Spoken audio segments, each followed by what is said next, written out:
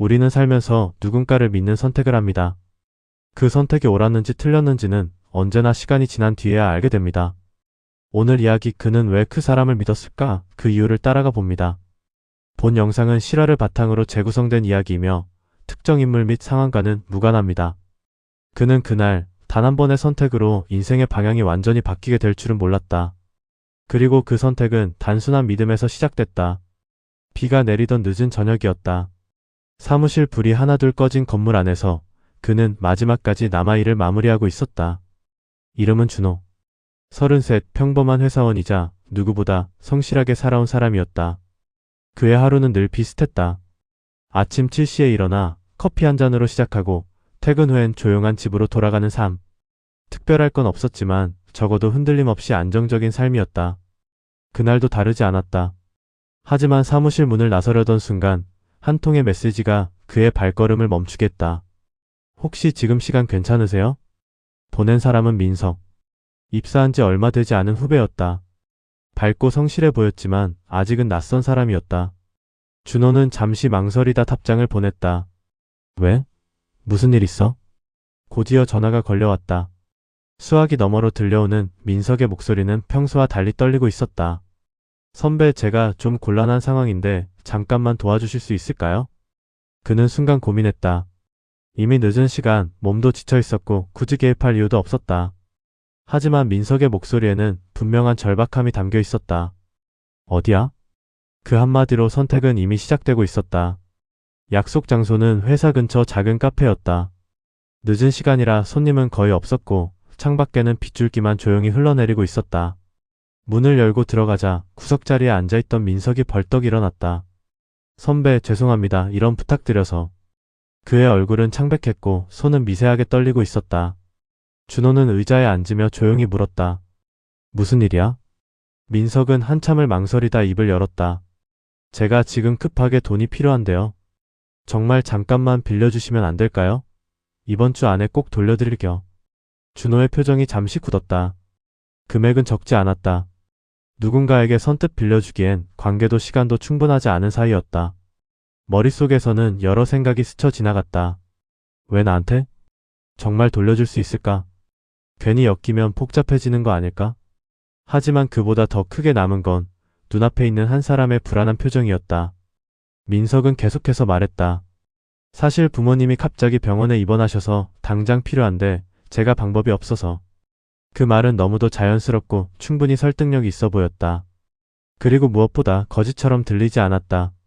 준호는 깊게 숨을 들이쉬었다. 그의 인생에서 누군가를 돕는 선택은 늘 옳은 일이었다. 적어도 지금까지는 그랬다. 얼마 필요한데?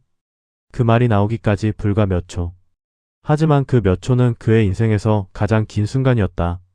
민석의 눈빛이 순간 밝아졌다. 정말요? 선배, 정말 감사합니다. 그날 밤 준호는 돈을 이체했다. 그리고 집으로 돌아가는 길 묘한 기분이 들었다. 누군가를 도왔다는 안도감과 설명할 수 없는 불안감이 동시에 마음을 스쳤다. 며칠이 지나고 약속한 이번 주가 다가왔다. 하지만 민석에게서는 아무 연락이 없었다. 준호는 먼저 메시지를 보냈다. 괜찮아? 상황은 좀 나아졌어? 읽은 표시만 남고 답장은 오지 않았다. 그날 이후 민석은 회사에 나오지 않았다. 처음엔 단순한 휴가라고 생각했다. 하지만 하루, 이틀, 사흘 시간이 지날수록 상황은 점점 이상해졌다.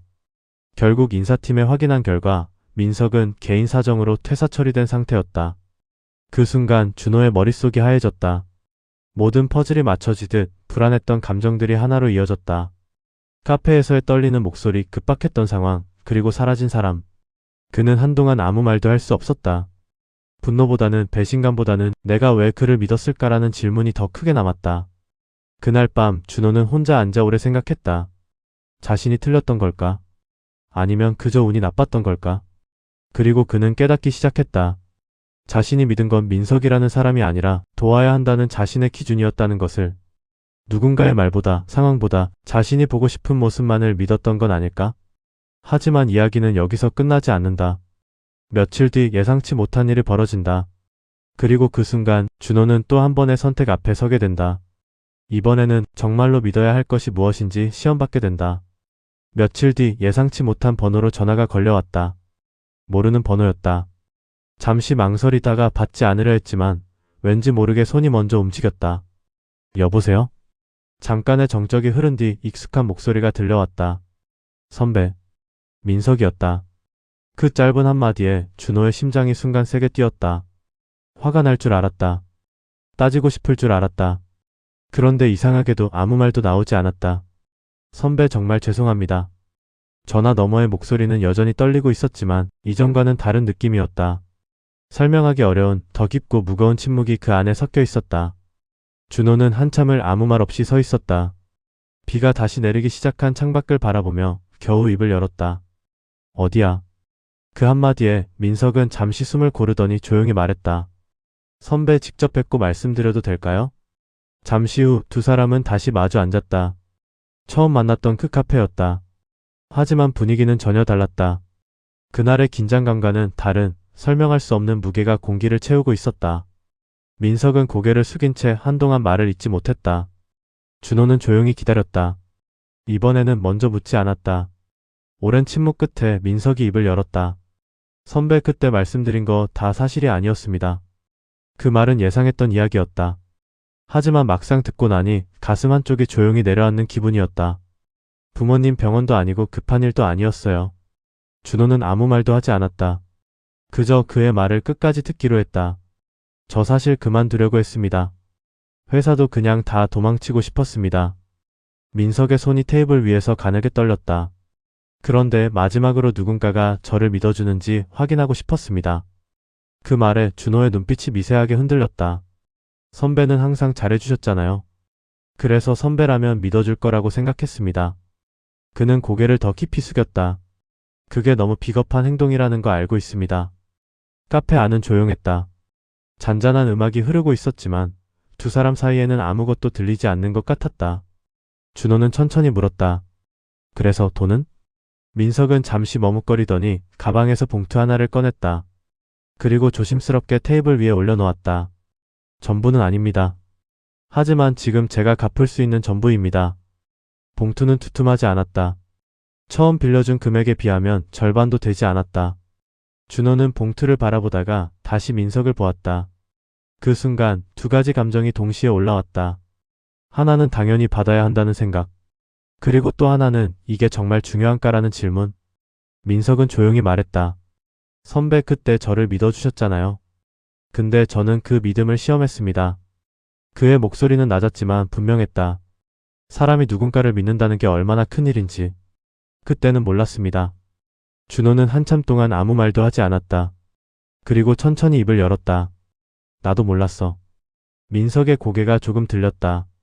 내가 널 믿은 이유가 내가 믿을 만한 사람이어서가 아니라. 준호는 잠시 말을 멈췄다. 그냥 내가 그런 사람이 되고 싶어서였던 것 같아. 카페 창밖으로 빗물이 천천히 흘러내렸다. 그 소리가 마치 시간을 조금 늦춰주는 것처럼 느껴졌다. 근데 이번 일로 알았어. 준호의 목소리는 차분했다. 믿는다는 건 상대를 위한 게 아니라 결국 나를 위한 선택이라는 걸. 민석은 아무 말도 하지 못했다. 그래서 더 조심해야 한다는 것도. 준호는 봉투를 손에 들었다가 다시 내려놓았다. 이 돈 당장 다 갚으려고 하지 마. 민석이 놀란 눈으로 그를 바라봤다. 대신 하나만 약속해. 잠시의 침묵. 다음에 누군가를 속이게 될 상황이 오면 그때는 멈춰. 민석의 눈가가 붉어졌다. 그게 내가 갚아야 할 진짜 빚이야. 카페 밖 비는 어느새 그치고 있었다. 거리에는 물기가 남아있었지만 공기는 한결 가벼워졌다. 그날 이후 두 사람은 각자의 길로 돌아갔다. 예전처럼 자주 연락을 하지는 않았다. 하지만 그날의 대화는 오래 남았다. 준호는 여전히 누군가를 쉽게 믿지 않는다. 하지만 그렇다고 완전히 닫아버리지도 않았다. 그는 이제 안다.